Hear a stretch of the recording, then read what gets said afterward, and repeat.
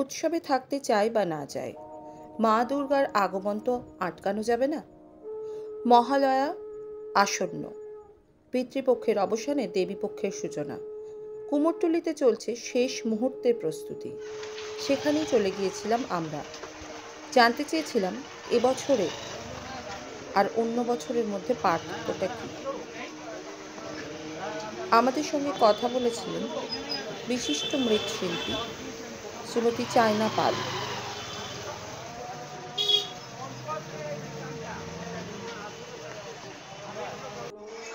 কি নাম আপনার? আমার নাম চায়না পাল। কতদিন ধরে এই শিল্পের সঙ্গে যুক্ত? 94 সাল। আচ্ছা, এই বছরে কি একটু অন্যরকম কিছু মনে হচ্ছে? প্রথম দিকে মানে ওই আজিগরের ব্যাপারটা নিয়ে একটু মাঝখানে থমথমে পড়ে গেছিলো কুমারটুলিতে। আসা যাওয়া কাস্টমারদের একটুখানি অসুবিধার মতোই হয়েছিল, কিন্তু এখন আবার সব নর্মাল হয়ে গেছে। আর আমার বুকিং হয়ে গেছিলো তখন 2 মাস আগে, শেষ। আমি বেশি এটা ফেস করতে পারিনি, মানে আমার চলছিল কাজ।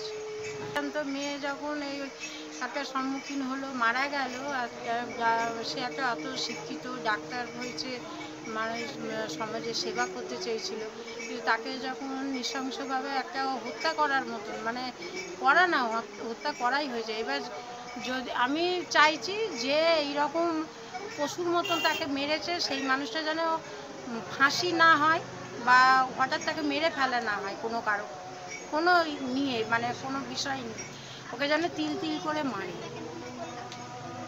মা আসছে, সেই সুবিচার আমরা আশা করছি মায়ের কাছে, মা যেন সব কিছু একদম বিচারটা আমরা দেখতে পাই যেন। পিতৃপক্ষের অবসানে দেবীপক্ষের সূচনা। মহালয়ার কথা আসবে আর রেডিও আসবে না, তা তো হয় না। মহালয়া, রেডিও এবং বীরেন্দ্রকৃষ্ণ ভদ্র, এই 3টি শব্দ ওতপ্রোতভাবে জড়িত। আজ আমাদের এই পর্বে সেই 3টি জিনিসেরই কিছু না কিছু অংশ তুলে ধরার চেষ্টা রয়েছে। কুমোরটুলিতেই একটি বহু পুরনো রেডিওর দোকান আছে, রেডিও সারাইয়ের দোকান। সেখানে গিয়েছিলাম। দেখতেই পাচ্ছেন কত পুরনো আমলের রেডিও সেখানে। অমিত রঞ্জন কর্মকার, এই শিল্পী এখনও ধরে রেখেছেন সেই রেডিওর নস্টালজিয়াকে। এখনও মহালয়ার 2 মাস আগে থেকে তার দোকানে এত ভিড় হয় যে তিনি এই প্রস্তুতি বহু আগে থেকেই নিয়ে রাখেন। তারই মুখে শুনে নিয়েছি তার কর্মজীবনের কিছু কথা।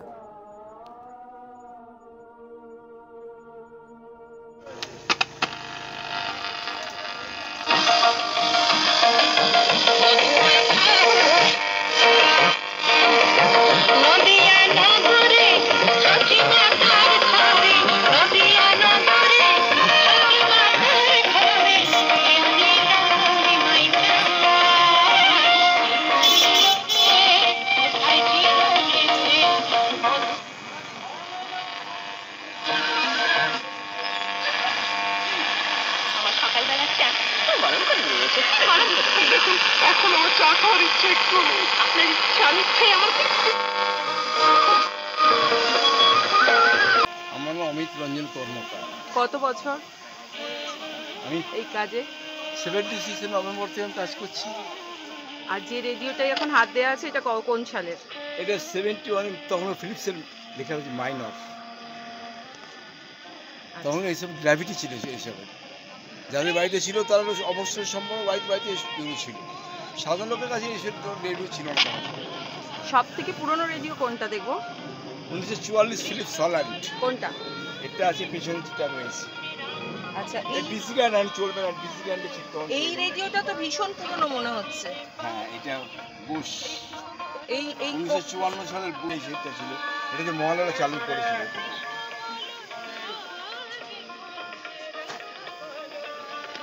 এই যে চালু আছে দুটো, লাগালে চলবে। ভালভ সেট, গরম হয় ভালভে চলবে। আচ্ছা, এই বছরও কি রেডিও একই রকম সাড়া আসার ধুম বেড়েছে? প্রতি বছরই এই সময়টাই কাজ কিরকম হয়? আমি 2 মাস আগে তো তৈরি হয়ে যায় যে রেডিও কাজ আসছে, মহালয়া আসছে, এটা জেনে যাই। মহালয়া বা পুজো দেরি করে আসলে তত কাজটা বাড়ে বেশি। আমার না, সবার, জুতোর দোকান, জামা কাপড়ের দোকান, খাবারের দোকান, যে কোনো জিনিস বাড়ে। এবার তাড়াতাড়ি পুজো এসছে তো একটু হয়ে গেছে, আর যে পুজো দেরি করে হয় আমার আর ভালো হয়, কাজটা বাড়ে, কাজ খুব হয়। মহালয়ার দিন সকালবেলায় দোকান খোলা হয় ওই সকালেই?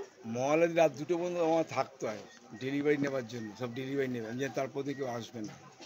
এমন অনেক গেছে যে অনেক বাড়িতে দেখেছি, বহু লোক ভয় দেখেছি রেডিও শোনে না সারা বছর, হয়তো মহালয়ার 3 দিন আগে আমার কাছে এসেছে, রেডিও করে দাও, বা আমার বিয়ে দিয়ে দিই, দাদুর বিয়ে দিয়ে, ধুলো বালি ময়লা পড়ে গেছে, করে দিয়েছি, খুশি হয়েছে।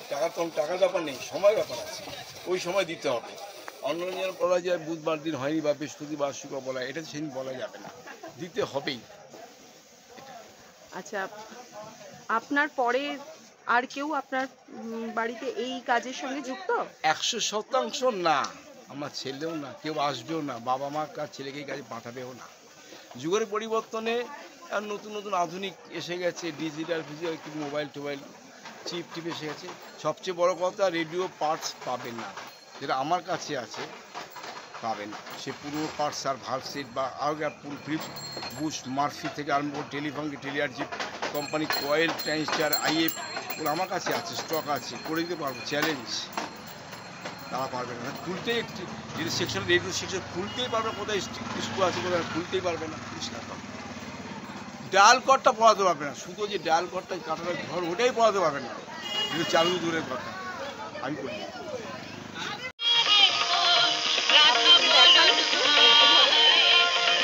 কম বেশি, এটা কম বেশি, এটা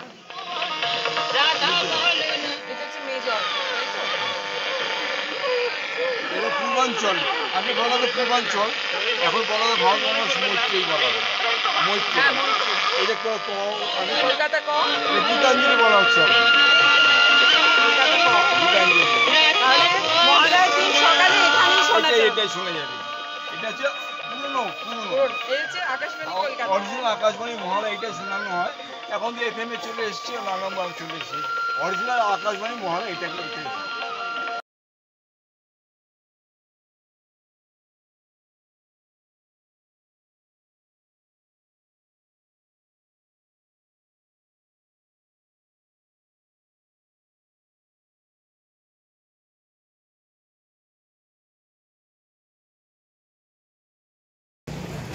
মহালয়া মানেই বীরেন্দ্রকৃষ্ণ ভদ্র, রেডিও, এই 3টি শব্দ ওতপ্রোতভাবে জড়িত।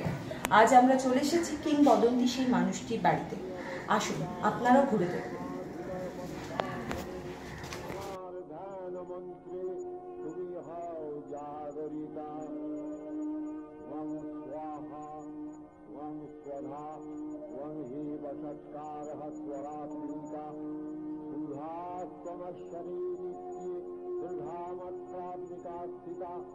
अर्धमात्रा स्थिता नित्या या नित्यरिया विशेषतः त्वमेव सा त्वं सावित्री त्वं देवी जननी परा त्वयैव धार्यते सर्वं तवैतत्सृज्यते जगत् तवैतत्पाल्यते देवी त्वमस्यन्ते च सर्वदा सृष्टौ सृष्टिरूपा त्वं स्थितिरूपा च पालने तथा समितिरूपान्ते जगतोऽस्य जगन्मये महाविद्या महामाया महामेधा महास्मृतिः महामोहा च भवति महादेवी महासुरी प्रकृतिस्त्वं च सर्वस्य गुणत्रयविभाविनी कालनत्री महारात्रि मोहनत्रिश्च दारुणा त्वं श्री त्वमीश्वरी त्वं ह्री त्वं बुद्धिनिरोधलक्षणा लज्जा पुष्टिस्तथा तुष्टि त्वं शान्ति शान्ति। বাড়িতে ঢোকার পর প্রতিটা মুহূর্তই ছিল শিহরণ জোগানো। বীরেন্দ্রকৃষ্ণ ভদ্র এবং তার কাজ, তার পরিবার সম্পর্কে জেনে নিয়েছিলাম তার পুত্রবধূর কাছ থেকে। আপনার নাম? সুস্মিতা ভদ্র। বীরেন্দ্রকৃষ্ণ ভদ্র সম্পর্কে আপনার কে হয়? আমার শ্বশুর মশাই। মহালয়া আসলেই তো মানে মহালয়া আর বীরেন্দ্রকৃষ্ণ ভদ্র এবং আকাশবাণী এই তিনটে ওতপ্রোতভাবে শব্দ জুড়িয়ে আছে। তো আবারও সেই মহালয়া, দেবীপক্ষ শুরু, পিতৃপক্ষের অবসান। আপনারা এই ব্যাপারটাকে কিভাবে দেখেন? আমরা সেই 4টার সময় কিন্তু রেডিও খুলি। হ্যাঁ, আমার ছেলে বম্বে গেছে, রেডিও পুরো সেট করে দিয়ে গেছে। এমনিতে আর রেডিও শোনা হয় না, এই মহালয়ার প্রোগ্রামটার জন্য আমরা রেডিওটা শুনি। আচ্ছা, আকাশবাণী তরফ থেকে কখনো কোনো মানে এই মহালয়ার অনুষ্ঠানের আগে বা পরে কখনো কোনো যোগাযোগ করা বা না কিছু? না, উনি আকাশবাণীতে এত দীর্ঘদিন কাজ করেছেন, দীর্ঘদিন উনি এখনো জুড়িয়ে আছেন। ওনার কোনো অভিজ্ঞতা আপনি জানেন আকাশবাণী, এরকম কিছু কোনো আকাশবাণী গল্প ওনার কাছ থেকে শোনা? ওই যেরকম একবার মানবেন্দ্রের গানটা বাবার খুব ভালো লেগেছিল, মহিষাসুর তব অচিন্ত। আমি বাবাকে খেতে দিচ্ছি, বাবা বলেন জানো তো বৌমা, এবার পঙ্কজ খুব ভালো সুর দিয়েছে, মানব গাইছে তব অচিন্ত। সত্যি অপূর্ব গান। আচ্ছা, ওনাকে বাদ দিয়ে যখন উত্তম কুমারের ভার্সন, উত্তম কুমার কিন্তু করতে চাননি। উনি বলেছিলেন যে ওরা করে দেখুক না একবার, ভালোও তো হতে পারে, কারণ ওইটা তো পুরোনোটা তো বহুদিন ধরেই চলছে। তারপরে যখন এই জনগণের এই রকম একটা রিয়াকশন দেখলেন, তখন ষষ্ঠীর দিনে তো আবার নতুন করে তো পুরোনো চণ্ডীপাঠই হয়েছে। তো সেটা এই জনগণের এই রিয়াকশন দেখে ওনার কি প্রতিক্রিয়া? ওনাকে ঠিক বোঝা যেত। ওনার মানে অবসর সময়টা কিভাবে কাটতো? অবসর কোথায় তার? অবসর তো ছিলই না। ওই যে সকাল 10টা-11টায় বেরিয়ে গেলেন, রাত্রি 11টায় ফিরছেন, ফিরে আবার লেখা। মানে লেখালেখি আর পড়াশোনার মধ্যেই কাটতো। আর এই পুজোর সময় ফিতে কাটে।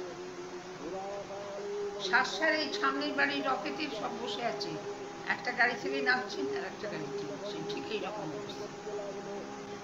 মানে সে রাত্রি 4টে অব্দি ওইরকম হচ্ছে। এখন মহালয়ার সকালগুলো উনি থাকতেও আপনারা রেডিওতেই শুনেছেন, এখনো আপনারা রেডিওতেই শুনছেন। বাড়িতে কখনো উনি অনুশীলন করছেন বা কিছু এরকম কিছু? হয়তো একটুখানি করে একটুখানি হয়তো, সে খুবই কম। সেটা শুনেছি, আমি শুনেছি যা ওই রকম। কারণ আমি খুব কাছের মানুষ ছিলাম, আসলে উনি খুব রাসবাড়ি ছিলেন, তো ছেলে মেয়েরা ভয়। নির্গত হতে লাগলো অন্যান্য দেবতাদের দেহ হতেও তেজ বিচ্ছুরিত হয়ে এক অপূর্ব নারী মূর্তির আবির্ভাব ঘটল। দুটো খণ্ড আছে, ওপর একটা এখানে,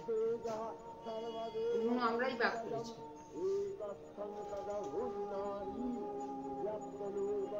আমার রিয়ার ছবি, ওটা আমি রূপমঞ্চ থেকে পেয়েছিলাম।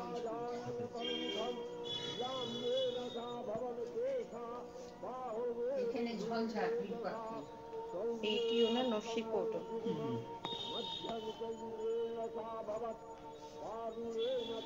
আমার ছেলে আমার তুলনা।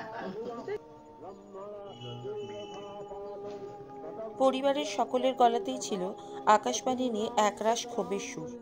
তবুও মহালয়ার সকাল মানেই আমাদের কানে ভেসে ওঠে বীরেন্দ্রকৃষ্ণ ভদ্রের স্তোত্রপাঠ। আমাদের এই পর্বে আমরা 2 রেডিও শিল্পীকে প্রণাম জানালাম। পরবর্তী পর্বগুলোতে কি দেখতে চান অবশ্যই জানাবেন কমেন্টে। আজকের মতো এটুকুই।